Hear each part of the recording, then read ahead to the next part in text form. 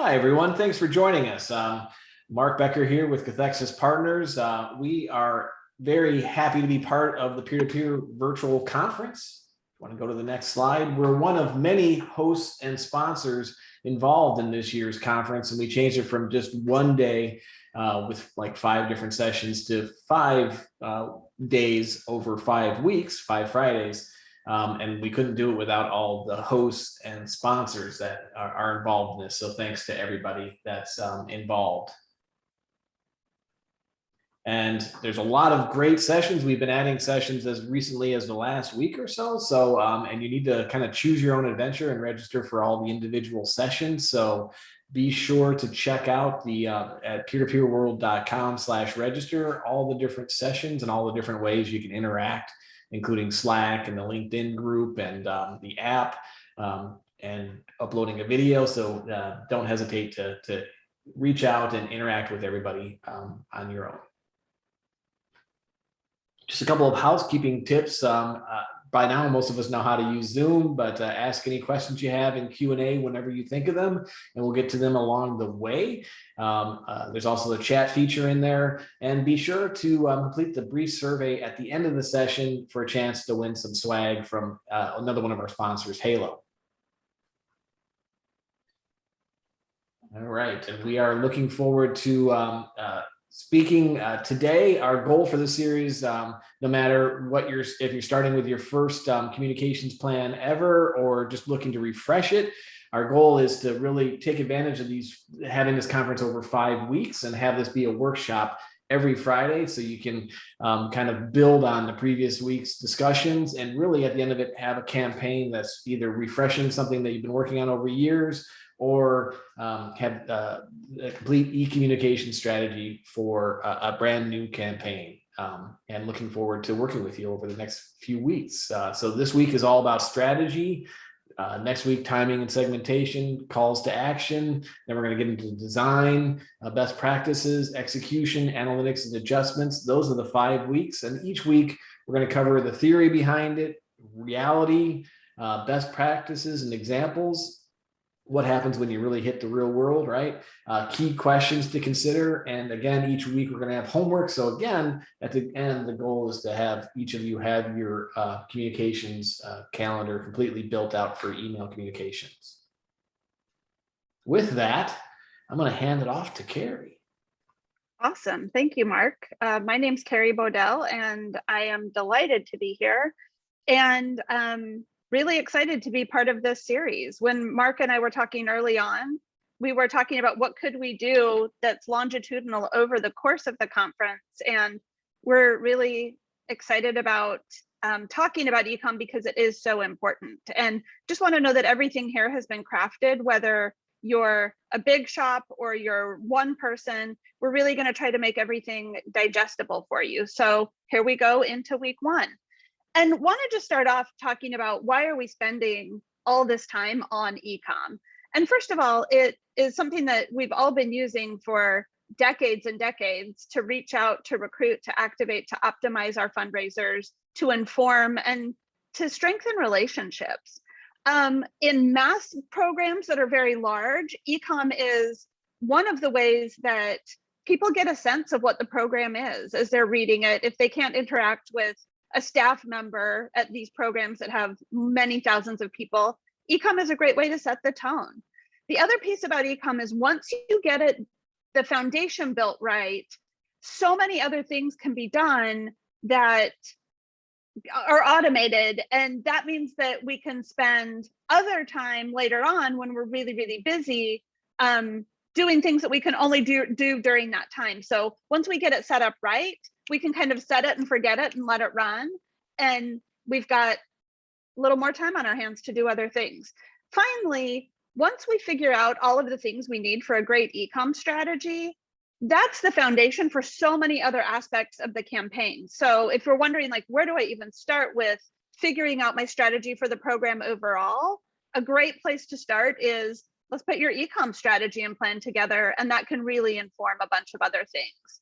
Now, with me today is Jill Stewart, who is now Jillian Stewart. I met her as Jill many years ago. We've been in lots of peer-to-peer fundraising trenches together, and sometimes coming up with comm strategies or recruitment strategies or programming strategies, and sometimes standing together at 3 a.m. in the morning, in the dark, in the rain, trying to figure out who's bringing the barricades. So really enjoy working with Jill, and I'm excited to introduce her today as co-presenter of this session. And Jill is the founder and principal at PeerWorks Consulting, and you can visit her website there. And I'm really excited for you to learn from her today. With that, I'm going to turn it over to Jill, and she's going to give us a little bit of a level set on one of the examples that we're going to be using throughout the workshop today.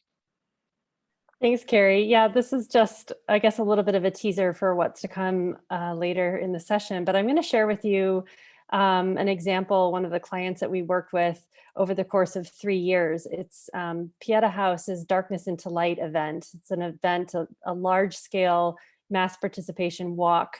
I'm going to use that example and talk about how we help them build out their e-comm strategy for their fundraising e-comm strategy. So while we were working with Darkness into Light, Carrie, you can advance one more slide.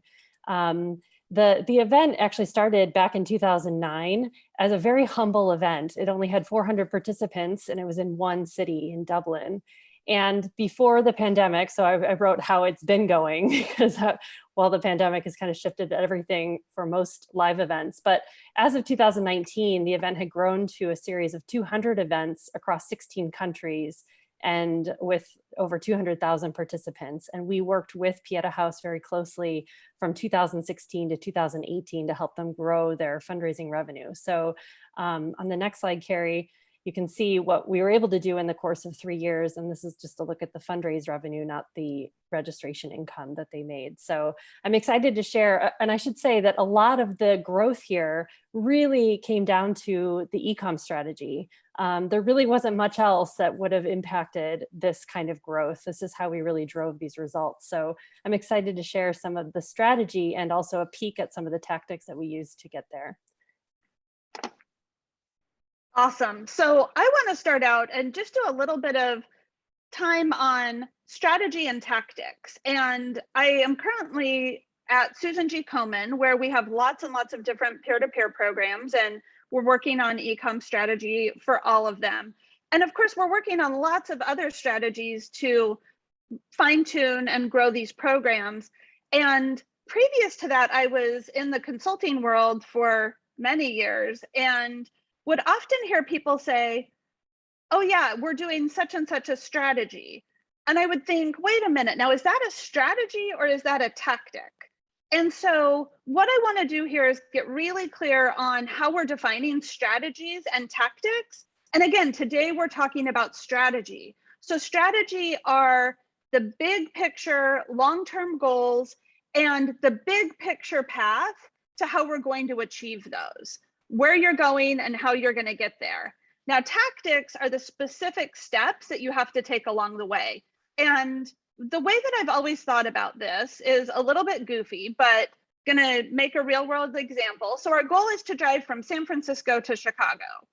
And as we're trying to figure out, okay, so what's our strategy? We've got some key questions, right? Like, do we want to see the Grand Canyon? Do we want to take our time? Or do we have to get there? The next one is, are there people or stops we need to make along the way? So we've got to ask ourselves these key questions to put some priorities together. And that can really easily help us say, we got to get there fast. We need to be efficient. We can stay with friends if we need to, but they're not expecting us and we don't really feel like we got to see them. And, oh, but there is a client in Salt Lake City. So knowing those answers to the key questions, we can say, all right, our strategy, you know, we got to drive from San Francisco to Salt Lake, or I'm sorry, from San Francisco to Chicago. Our strategy is to do that on I-80. So our tactics now are, we got to make sure the car can go. We got to make sure we've got some tunes. What are we going to eat? I know a great lunch spot in Reno. I actually don't, I've never been to Reno, but I'm sure that you can stop for lunch there. And you can see here again, these are not strategies. The strategy is not book your hotel room as you roll into town. The strategy was, we know what the goal is and we know the path we're going to take. So as we go into this, I want to be sure from the very beginning, we all know that email is a tactic. Email is a tactic that moves people along the path we want them to take to achieve our goals. We're not emailing just to email. And we all know that when we do that, we get in trouble. We get in trouble, right, with spam filters. We get in trouble with deliverability scores. We get in trouble with the people who have trusted us with their email address. So we want to do this really, really thoughtfully. So we need an email strategy. And I know it's a little goofy. Didn't she just say that it's a tactic? Yes, it's a tactic. And we've got to put a strategic plan together to actually execute that tactic. So the first thing that we're always going to do is be sure that we have articulated the program strategy before we even think about setting email strategy. And kind of wonder, now, what is she talking about there? And what I really want to zero in on here is priorities. And when a program, a campaign, an event tries to be everything to everyone, it quickly becomes a total mess. And I actually was doing some consulting several years ago, and we were talking with a large national nonprofit, and they said, our walk has become a yard sale. And I thought that was such a funny, great example.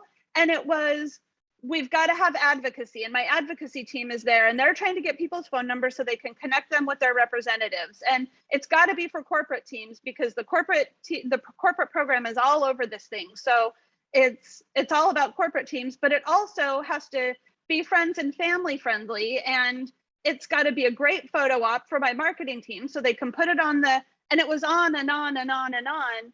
And nobody was clear on what the priority of the program was. So we always want to start with talking about not just e-comm strategy and goals, but the goals of the program. So I always ask, what kind of program are you working on? What is the primary purpose of this program? And how does this program live and breathe in relation to the other programs in your portfolio? And sometimes this is your peer-to-peer or event fundraising portfolio, but sometimes this is your overall fundraising portfolio. So I want to give a few examples of what that might sound like. The first one here is for a walk. Our walk exists to connect people with the organization. This is our welcome mat, right? We want a big, big, big front porch, and this is a great way to get people into the family. Now, yes, it's got to generate revenue, but we also know that this is a place where people come together, and it fosters relationships with our organization that last a lifetime. We're going to leverage those people later. So you can see also here, the role in the portfolio is that we're building these relationships, and this is an investment in the long term. And this is something that we helped JDRF with ages ago. And they've got an awesome walk program that is there to connect newly diagnosed families to this community and this organization. Super, super different than a ride, right? So our ride lets us generate revenue from people who care about our cause and who also love to cycle. This is a different group. They're usually more fit, they're usually a little more affluent, they're usually a little more gender diverse. And the role that this plays in the portfolio is that it lets us do something that is experientially challenging and unique. It's more expensive to run, so we actually set a fundraising minimum. And we know that a lot of these people may never do anything else for us, but they love to ride and they come back all the time. So it's a really different role in the portfolio. And I don't want to harp on this. This is actually the LGBT Center here in New York City and their Cycle for the Cause event.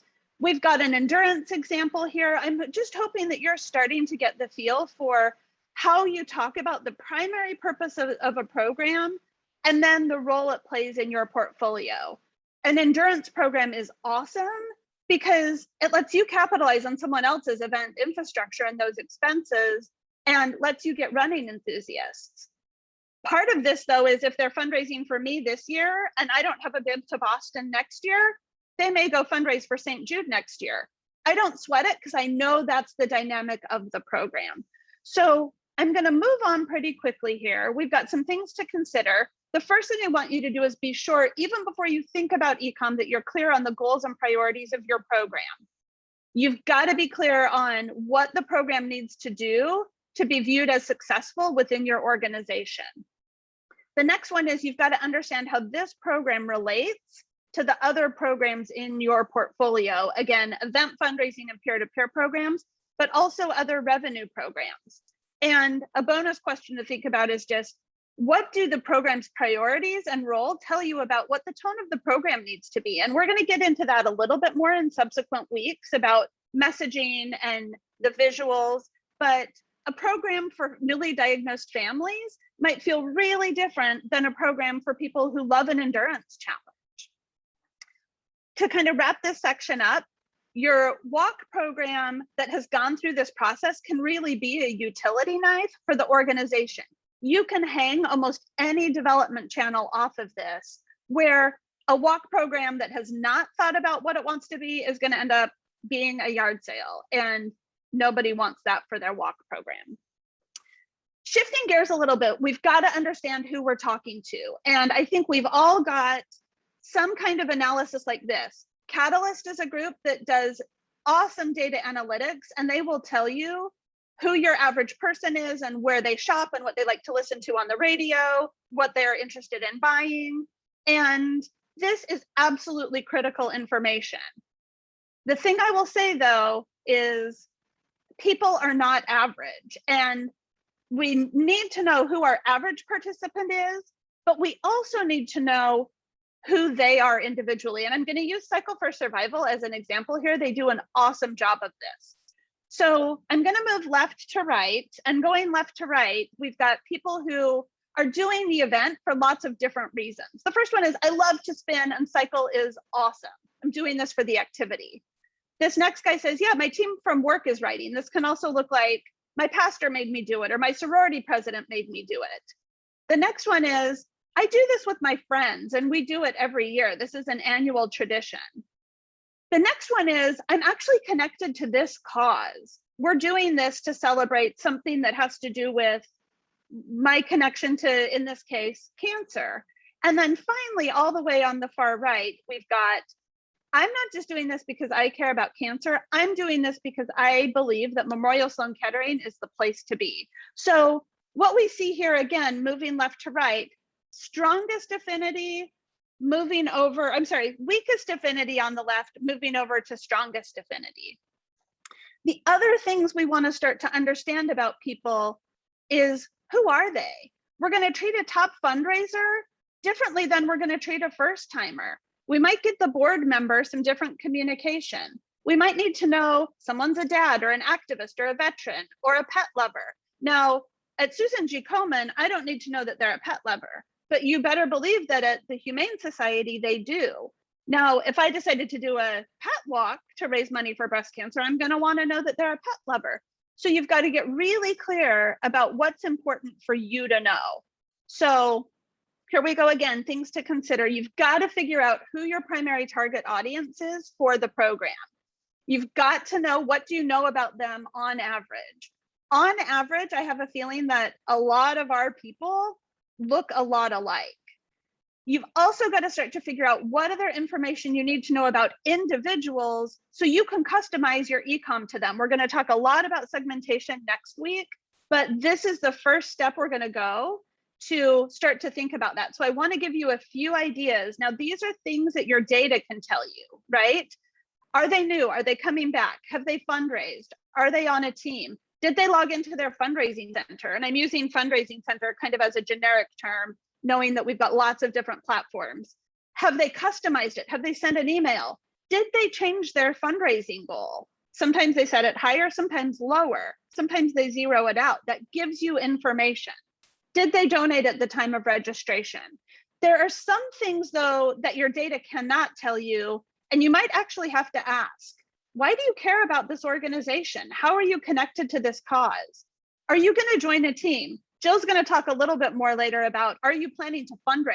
And that question can tell you so much that doesn't let anybody off the hook. It just changes the types of messages that you send to people. So again, I've already covered the top 3 here. Thinking about how you can collect this other important information. Don't collect anything you're not going to use. Nobody needs more garbage questions at the top of our registration forms. But if you've got a good reason to ask the question, please do it. And start to be thinking about how you can leverage that for better communication. Here's the bonus question. We've already talked a little bit about this, but again, thinking about the tone of the program and all of these things that are telling you little hints about what that wants to be. Here's my last section before I hand it to Jill. We've got to get clear about what we want people to do. And now we're starting to get into e-comm. So what does email need to do? A lot of things. We put a lot on the shoulders of poor email. We need it to make the ask and inspire action. And Jill and I were going through this morning, and she said, yeah, underline inspire action, because we can't just make cold, sterile asks. We really have to make it sing. So first thing it has to do is recruit. And the questions that we want to ask during the recruit process are, will you come? Will you start a team? At least raise your hand and say, yeah, I'll bring some people. And then, will you build your team? All of those things, when asked correctly and properly inspired, help us check the box on that recruitment metric. The next thing is we need to activate these people, assuming that we expect them to fundraise. And again, not all event fundraising programs require fundraising, but a lot of us are really dependent on it. And we need to ask and inspire, will you fundraise? And under optimize, we need to ask and inspire, yeah, you started and you got $100 in. Will you keep fundraising? Will you do more? And then finally, of course, will you come back? And we need to inspire that. And a lot of that happens on the event. It happens with interpersonal interactions, but e-comm can also do a lot of that. Throughout all of this, we also need to inform. You've got to check this box. You've got to meet this deadline. You've actually got to show up in this place at this time on this day. You've got to download this app. So it's got to be informative as well. So again, this is a ton that we're asking for e-comm. The other thing we want to mention is that each of these stages is actually its own campaign, depending where people are in the process. They've registered but not started to fundraise.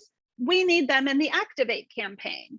They've completed their event and we've got registration open for next year. We need them in the come back campaign. But all of these campaigns all need to run concurrently, because we're going to have different people at different stages of the campaign. So there's, again, a lot going on here. So a few tips. Remember that we are marketing and recruiting for a fundraising program, so that we don't get people into the activate bucket and they're like, oh, I didn't know I was supposed to fundraise. Remember, we're marketing that. Fundraising has to be woven throughout every message. Now, the last bucket, or the last bullet here, is just a reminder that even if some things have not gone exactly as we wanted to in that first bucket of recruit, we can still really hit activate and optimize hard. And that's been proven this past year, where not so many people as come to our big in-person events. In some cases are saying, like, I'm opting out this year, but we've seen the people who are with us do a lot more. So as we wrap up my section, before I hand it over to Jill, just some things to start to consider. Think about how much calendar time, based on when your events are, you're going to dedicate to each step in the process. Think about your timelines, starting to sketch those out. What triggers each step for an individual?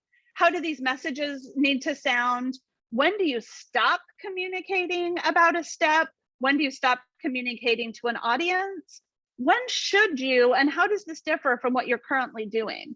Start thinking about your calls to action that you're currently using within each step. How are they working? And also start thinking about the tools, incentives, programs you offer to move people from step to step and how those are working. And again, we're going to get into all of this in a lot more tactical, nitty-gritty detail over the course of the next 5 weeks. And I'm about to hand it to Jill, who is going to give us the next level of insight on how all of this actually came to life in a program that she worked on. So with that, Jill and I have practiced this. We'll see if we can do it gracefully. I'm going to stop sharing my screen. And Jill is going to start sharing hers. So let's see how this goes. Big test. Big test. Uh-oh. We almost passed. Oh, there we go. I You got can to see see it. me Do you looking see for it, Jill? flights. Yeah. Okay. You good? Okay, we're good. Yeah, so thanks, Carrie. My job is to kind of give you a look behind the curtain, if you will, on one of the projects we worked on, Darkness into Light, and show you some of the strategy work we did there. So first, kind of thinking about target audience, or just what Carrie said, know who you're talking to. With Darkness into Light, we were really talking to the masses, as you know, as much as you could imagine that. But really, the event was a fundraiser for suicide, self-harm, and depression. And fortunately, that cause affects so many people. So we were really talking to people young and old, really from every walk of life, and then also in multiple countries. It was all over the world. So while you see here in the photos of the event, people were really enthusiastic about the event and came back year after year. However, when it came to recruiting them and also getting them to fundraise, they looked more like this little bunny. This little bunny, you can see we got his attention. We're trying to get the bunny to do something, whether it's recruiting them or getting them to fundraise or getting them to fundraise more. And you see the bunny's kind of checking out the carrot, like it's interested because he's part of our target audience. But just because he's part of the target audience doesn't magically mean that when we tell him about Darkness into Light, that he's going to sign up or fundraise for it. So our job, and what we saw as part of developing the strategy for the recruitment, but mainly the fundraising strategy, was to think about the fact that we were really dangling this carrot and trying to get people to take action, as Carrie said, in these 4 different stages, to get them to register, get them to activate as a fundraiser, then once they've started fundraising, really optimize their fundraising, and then to retain them as a fundraiser year over year. So starting with the recruitment e-comm strategy for Darkness into Light, and we asked ourselves a lot of the big questions that Carrie had mentioned earlier. I want to share with you some of the priorities that we came up with after when those questions were answered. So one of the priorities for the recruitment campaign was that we wanted to engage all of the past participants from the previous 3 years. So that was really us looking at getting all the data of past participants from 3 years and focusing on that group. The second priority was to really encourage people to register online as early as possible. And our target was 5 weeks out from the event. We saw that as being our sweet spot in getting people to register, in order to maximize the amount of time that they would have to activate as a fundraiser and also raise as much as they could. We had a specific focus, though, within that. We had a big group of people in 2017 that, and years prior, I mean, a history of the event, that would register on the event day or just before the event, so the day before. And when they did that, there was no time to get them to fundraise. I mean, basically, they were paying a reg fee and that was it. So in 2018, we specifically wanted to communicate and find a way in the strategy to get people to register at least a little bit out from the event and at least 1 week out from the event for those people that were like the last minute folks. We also had some incentives that we developed to get people to register early. So from an e-comm strategy perspective, we wanted to leverage those incentives and showcase those incentives in the strategy. In the communication plan. Another priority was to make sure we were doing what we could to offer some VIP treatment to our former top fundraisers, which we called the Grand Club, and also the volunteer committee members. So the volunteers that were producing all of these events all over the world, we wanted to give them a little bit of a heads up or a little bit of a priority in signing up for the event or be the first to register kind of thing. And finally, because in 2018, we had switched platforms, we actually did use 3 different peer-to-peer platforms in the 3 years that we worked with Pieta House on this event. But in 2018, we migrated over to a new platform. And because of that, there were a lot of moving parts with that. We really wanted to make sure we did a good soft test, a soft launch with a very small group of people. So that was also important, meaning that we didn't want to just blast a big email out to folks and be like, hey, everybody, hundreds of thousands of people, why don't you register today? That would have, that was a little too scary for us at that time. So based on those priorities, this is a look at the basics of what we came up with for the recruitment email campaign. This is what the schedule looked like. And just so you know, I pulled a lot from previous decks and presentations. So some of these slides are fuzzy. It's not your eyes. It's actually my cut and paste job out of PDFs and trying to make them as big and as you can, so you can see them. But you might need to put your readers on if you have them. So the first two emails in this recruitment email campaign were really set up for those special audiences, the Grand Club and also those volunteer committee members. And then you'll see the last of the other emails in the campaign were really focused around those incentives, the early bird incentive. We gave away tickets for Electric Picnic, which is a big music festival. That was one of those time-based incentives. And then we had a last chance to get your t-shirt in the mail in the size that you wanted if you registered within a week before the event. So you'll see that that's how we, that was the content mainly of those recruitment emails. So just to look at then the results of that, what happened, the blue line is 2017 number of registrants per week. And the pink line is 2018. So you can see the difference. You can actually see what happened when we offered and communicated that new t-shirt incentive we added to get people to register at least 1 week out from event day. So it's one thing to say that we created this strategy and we kept our fingers crossed, but we actually went back and looked to see what happened, to see if it actually had an impact. And I know that in the last session of this series, you're going to go really deep into analytics. So I'm only going to give you some kind of teasers of the analytics that we did on this event throughout this section. So switching gears to the fundraising e-comm strategy, this is the strategy that we had the most involvement with. So I have the most kind of information and content to present to you. But some of the priorities with the fundraising e-comm strategy was that we wanted to make the messaging personal. I feel like the more personal, the better. I feel like you could always have that as a priority and always be refining and always making messages more relevant and more specific to audiences. So because we switched our peer-to-peer platform to Fundraising, or one of the reasons why we switched the platform to Fundraising, was that it allowed for more precise segmentation. And we got really nerdy on our segmentation. And we segmented our fundraising emails based on all of these things, based on registration type. And we had a lot of registration types. We had seniors, students, unemployed, families. We had, of course, team affiliation. You could sign up as a captain or join a team or join as an individual, connection to the cause, the propensity to fundraise, which I'm going to share with you in a minute. The self-donation status. So if somebody self-donated or not, we were looking at that. And then of course, the amount that they raised to date. So in real time, where are they at in their fundraising? And we were segmenting our e-comm based on that, or we knew we wanted to do that.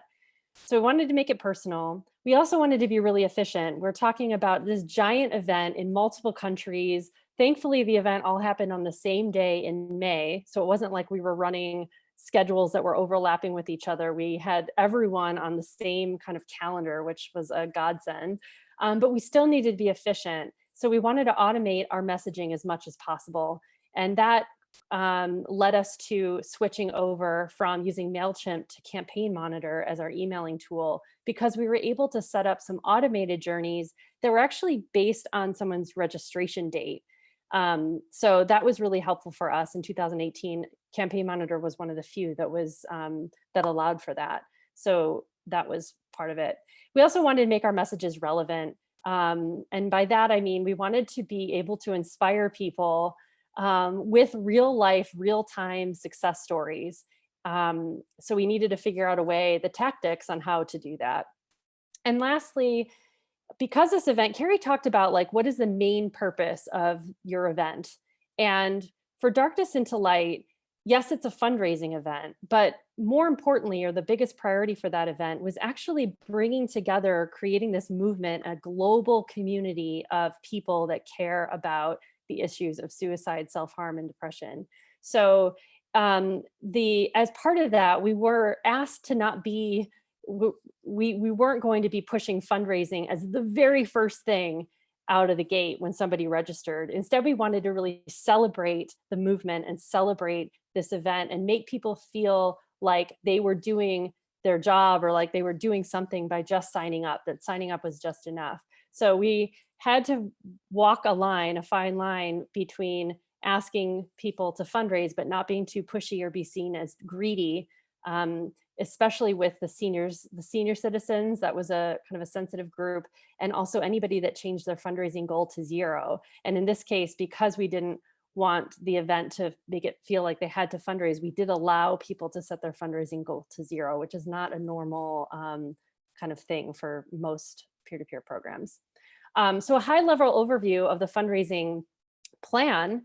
So when somebody registers, you'll see that it kicks off an automated journey, which I mentioned, that was mainly kind of driven between Fundraising's email system, but then also feeding into Campaign Monitor. So the very first email that somebody got when they registered was actually a message about the manifesto, the whole mission statement of the walk. And that was one of the most important pieces that we wanted to get out to everybody so they knew what this movement was all about and what they had just signed up for. But then 24 hours later, they were triggered to get an email about all the fun badges that they could earn on their personal page. So it was everything from fundraising badges, but also kind of general team building participation badges. And then lastly, as part of the automated journey, they got, this is 24 hours later after that, they got 5 emails in 5 days, and it was called 5 Ways in 5 Days, 5 Ways to Fundraise in 5 Days. I'll show you a bit more in the next slide. So they got 5 emails, knowing that people, in all of our previous research and the insights that we had, we knew that people were most engaged in fundraising or interested in doing it right after they've registered. So we were trying to make the most of that by having this pretty intense automated journey. And then after that, these email blasts, which were a bunch of fundraising stories that we blasted out on a schedule that I'm going to show you in a second. So something that I want to share, though, Carrie was talking about, like, getting to know your participants, and we didn't have a lot of segmentation based on somebody's anything they may have said in their anything about like their connection to the cause. Everyone's connection to the cause was almost the same. It wasn't, we couldn't get really granular with that, but we really honed in on their fundraising goal to help us kind of sort people into 3 buckets, the 3 different propensities to fundraise: high, medium, and low. So again, I know this is a little fuzzy, but what we determined was that the people with the highest propensity to fundraise were people that changed the fundraising goal from the suggested amount, which was €200, to anything else except for 0. So if they set their goal at €25 or €25,000, we knew that they had a higher propensity to fundraise than anybody else. The middle group, the medium propensity, was the group that left the fundraising goal as it was at 200. And that was anybody that left it at 200 except for the senior citizens. If they were a senior citizen and left it at 200, we considered them a low propensity to fundraise. We wanted to be really sensitive with that group, as well as anybody that set their goal to 0. We also thought, hey, that's a low propensity to fundraise. So that's how we determined these different segments. And we got this information obviously right at the point of registration. So they immediately fell into one of these 3 buckets. Now, how did we treat them when they were in one of these buckets? So the 5 Ways in 5 Days email looked at that. And if someone was in a low propensity to fundraise, they didn't even receive that series. We just left them alone. But if they were medium or high propensity, they got these emails, and you'll see the content in there. I know it's fuzzy, but like the first one that we sent 48 hours after registration was about Facebook fundraising. Then we talked about phone and SMS and WhatsApp fundraising. And then we talked about Instagram fundraising. So 5 Ways in 5 Days. So that was one thing that we did content-wise, but then we also segmented or tailored the content based on some other things, whether they were a volunteer, whether if they were part of a family or a team, or if they were an individual. So even the content within those emails was tailored based on those things. So that was all the automated stuff. And now this is a calendar, and I know this is a total eye chart. I'm not going to spend time. I'm just going to explain how to look at this thing. Across the top, you'll see these are the dates that we blasted a fundraising message that was about a fundraising story, a relevant fundraising story. So we sent a total of 6, as you can see. And then going down, looking at these color blocks, it's how we segmented that. Either we segmented based on the amount that was raised, or we segmented based on their propensity to fundraise, or a little bit of both. So you'll see on April 6th, we sent 3 different emails. We didn't actually base it on how much they raised. We just based it on, what was their propensity to fundraise at the moment. But I want to hone in on these 2 emails just to give you an example of how we tailored the messaging, how it was tailored, so you get a feeling for the amount of work that this kind of thing would entail when you're building out your strategies and your timelines. So back up. So this email on April 20th, we sent it to anyone that had done any kind of fundraising. It didn't matter what propensity group they were in. And anybody that was at a 0 balance, we only sent it to the high propensity group. So people that didn't fundraise and were in a high propensity group, they got a different version of this email. So the email, this is just the text. This is not what the email looked like. But I wanted to show you the copy that was here and the content. And I'm not going to read this to you, but the top of the email was just a story about a family that was fundraising and that had some fundraising success in South Africa. So this story was the same in both emails. This copy is exactly the same in both of those versions of the email. But the bottom of the email is what we edited and tailored based on the criteria that I just shared with you. So again, I'm not going to read this to you, but it's here and you can see how we tailored the 2 different messages. So I guess the takeaway here is to say that, yes, you see a lot of emails that are on that plan or in that strategy. And when you're thinking about when you're at the strategy level, thinking about the time and the resources, the human resources that are needed to implement some kind of strategy, just because you see X number of emails doesn't mean those are all different kinds of copy, that you're really just trying to tailor or tweak or fine tune probably 25% of a message to be tailored to a specific segment. Of course, we looked at how these did. A lot of our fundraising blasts, all of them pointed to the fundraising tools web page. So we were able to see in Google Analytics, what kind of traffic we were driving to that page. And we had little spikes on that. If you zoomed in a lot, you could see more of those spikes. And of course, we were looking in Campaign Monitor at all the metrics about open rates and all that fun stuff. In our post-event surveys, not only did we ask a lot of questions about our email campaign, but we also, when we looked at the results, we were also looking at it by segment. So people that fundraise versus non-fundraisers. I mean, that's a pretty basic way to sort, but it's important that you're also looking at your data, your analytics in the same kind of light. In our focus groups, we also had segmented focus groups. So we got a lot of great insights from those focus groups every year. So that was the kind of the look behind the curtain. And I want to summarize some of this into some tips or some things that I've learned and I hope to pass along to you. One thing is when you talk about e-comm strategy, you end up, it's not just an e-comm strategy. There's really 3 strategies within that. So you're really writing a segmentation strategy, a content strategy, and a measurement strategy. So here are some tips related to each one of those.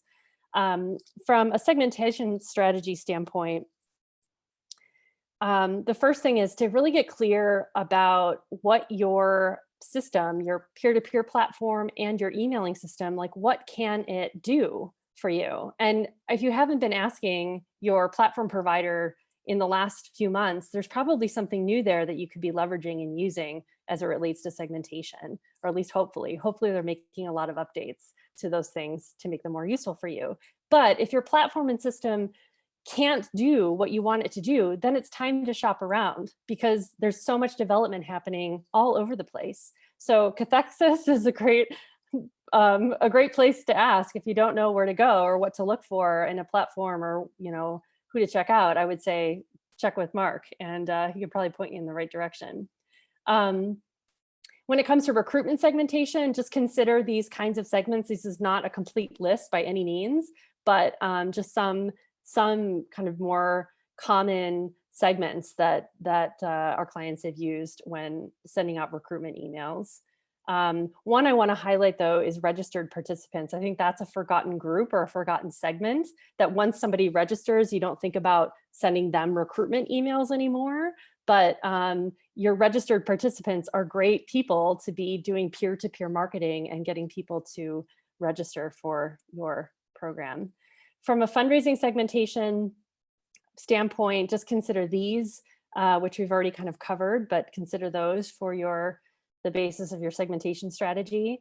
And we haven't talked much at all about retention segmentation or retention strategy. From an e-comm perspective, I think just the 2 points here is that you really want to create, just in your recruitment campaign, special segments for your past participants and your past donors, that you wouldn't want to send them the same kind of message, similar, but not exactly the same.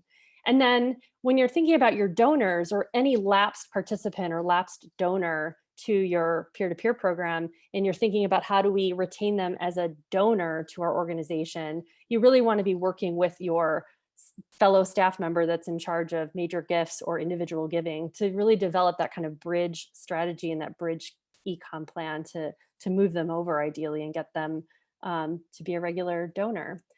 And from a content strategy perspective, just to prepare as much of your content in advance as possible. The more visual, the better. So using videos and photos, graphics, thumbnail images. So if you're going to create a fundraising tool, make sure you create a thumbnail image to drop into your e-comm. It's much more clickable and much more enticing.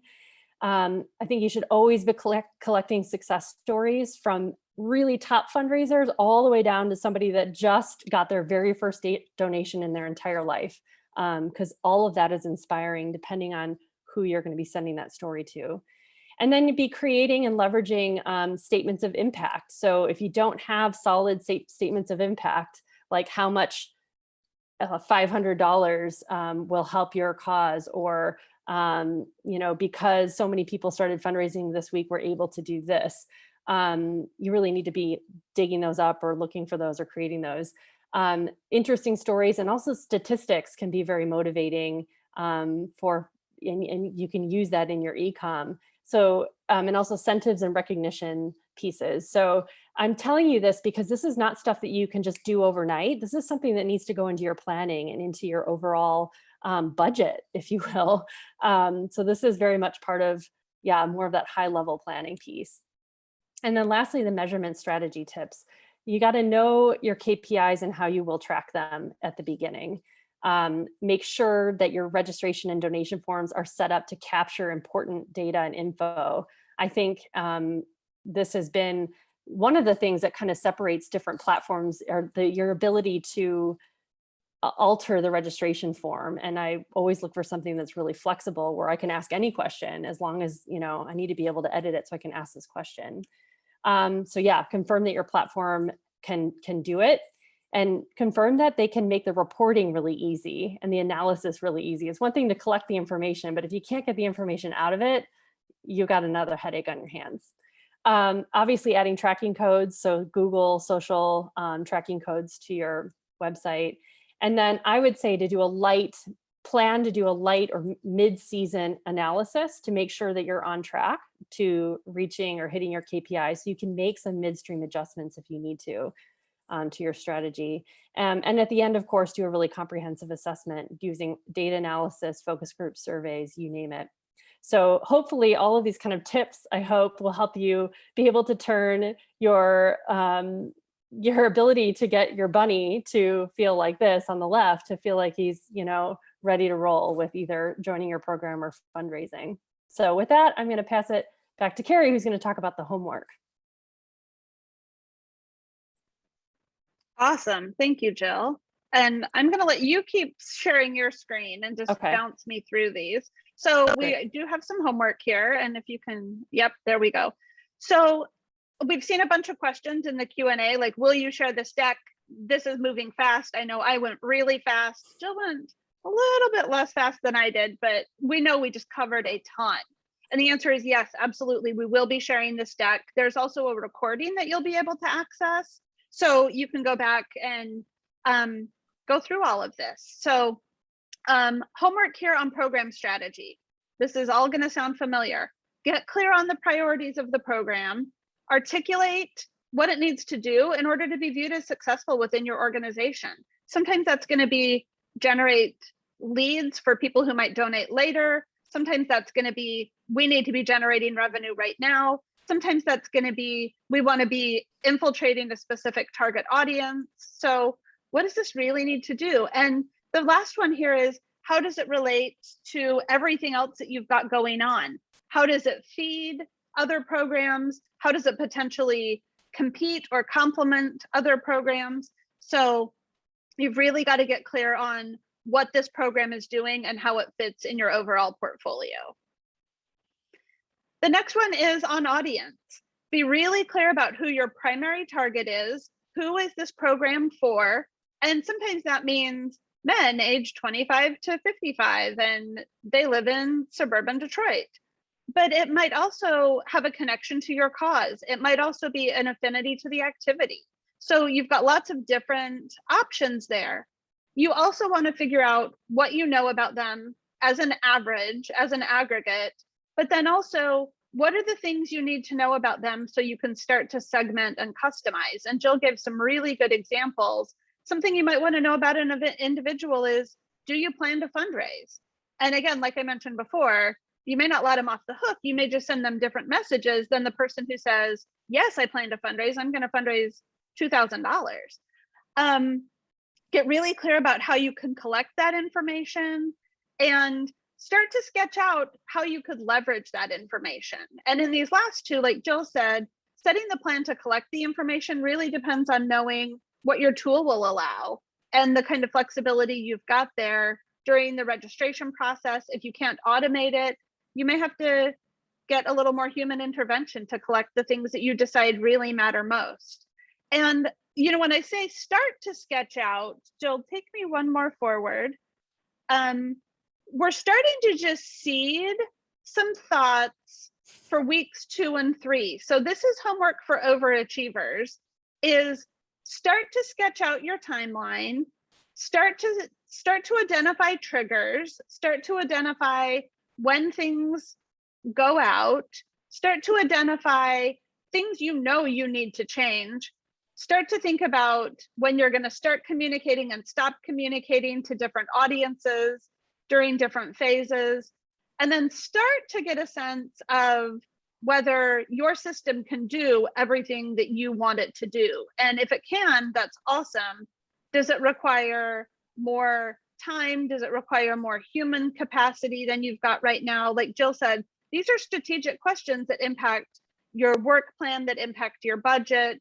And if it can't, start thinking about what the path to a different system might be. And for some organizations, that's like turning the Titanic. And for some organizations, they could say, oh yeah, we're going to use a different email system tomorrow morning. So start to think about that. The last slide is for overachievers. And this is starting to prep even for week 3. But start thinking about the calls to action you're using during each step in the process and start to form a point of view on if they're working or not. And I always say, like, use smarts and savvy, always use data if you've got it. So sometimes you know, oh yeah, like this call to action works really well because every time we send the email with that label on the big button, a bunch of people click it. And this call to action doesn't seem to be working so well. And we've actually got data to prove it. Sometimes you don't have that though. So you've got to use this and all of your years of experience. The same thing with tools and incentives or programs that you offer to move people along. Sometimes you can tell that they're working because you have data, and sometimes you just have a hunch. So start to form a point of view on that. And with that, yep, keep going, Jill. The punchlines here, we want it to be smart and simple and also strategic. And the last thing here before we do a couple questions and answer is Jill and I are going to be doing a homework hotline hour. We're going to set aside just an open office hours. This is going to be next Thursday. So it's going to be the day before the next session. And so if you're actually being a studious student and you're getting into the homework and you're wondering like, how do I really articulate the purpose of this massive program? Or, you know what, I've never thought about segmenting based on whether or not someone loved pets. Like, we're going to be here, just, you know, no agenda, no slides. Jill and I may just sit and catch up for an hour if no one shows up, which wouldn't be the worst thing in the world. But we're going to be there, and we will again circulate this deck. And if you want to grab a screen grab right now with the meeting ID and the passcode, we'll just be on Zoom next Thursday, and we would love for you to join us if we can be helpful. And I think with that, we go to the next slide and we go to some Q&A. Jill, there was one question that came in that I answered, but we have a question. Do you recommend a program you use when plotting out your e-comm calendar, e-comm journey? And I said, I like to start with Post-it notes and a whiteboard and then just move it into Excel. I don't have anything fancy up my sleeve, but I wondered if you did. I mean, I also use Post-it notes. That's the best invention on a big wall. And then, yeah, moving it into, we did those in Google Draw or something, whatever the Google drawing tool was. But Excel, I've also done it. I feel like it doesn't matter what it looks like. I think the one I showed you is the prettiest one that we have, and it was a feat to get it all onto one slide or one PDF. But I mean, it doesn't need to be pretty. It just needs to be smart. So Post-it notes, and if you take a photo of it, sure. Yeah. Cool. Do we get any other questions? I haven't been looking at the Q&A. Well, Mark and I have been covering them. There's a question about what is the homework assignment, and that will be in the deck. Mark, can you talk about when the deck will go out and how people access it? Yeah, we can follow up with an email to all the people that attended today with the deck, as well as a link back to the recording. The recording will be there no later than Tuesday, but I know that my partner John has already posted the first one from this morning, and he's an overachiever as well. So it's probably going to be there a lot sooner than that, but we can make sure everybody has access to the deck, and we'll shoot out an email with that. Any other questions? I think we answered all the other questions. Yeah, and when you get the deck, the homework is on slides 80 and 81, and then the overachiever homework is on slides 82 and 83. So we'll get that circulated. It's definitely a lot of information, as you can see. I mean, you know, when I first started talking with Carrie and Julie, another one of her coworkers, about putting this session together, you know, we thought, oh, 5 weeks, we can cover a lot. But obviously, I think even today could have been 5 weeks in and of itself, right? So thank you so much for your input, both of you. And yeah, look forward to having everybody join us for future sessions. And if you're watching this in the recording, don't worry, you can catch up, and no harm or no foul for doing these in different orders or catching up with us later on. Any other final thoughts? Just super excited for the next few weeks. Yeah, come see us at the hotline next Thursday. And I did drop that in the chat as well, and it'll be in the deck awesome. as well. So hopefully, Thanks. But yeah, I hope you guys get a chance to catch up, but I know you you do. When this closes out, there will be an automatic survey that pops up. Please take a moment to provide your feedback. It's 3 simple questions. I think one's required, like, what do you think of this? And the other ones are, what else would you like to hear about? So please take a moment. There is going to be a raffle that our friends over at Halo are doing to give out free swag for the winner of the raffle. So just takes a moment. We want to hear how we can make these things better, what we can do different, what we can liked, what you didn't like, and just really thank you everybody for joining, and thank you Jillian and Carrie for all that great info today. Thanks for having us. Yeah, thanks for inviting us. Thanks everyone. Happy Fridays. Bye.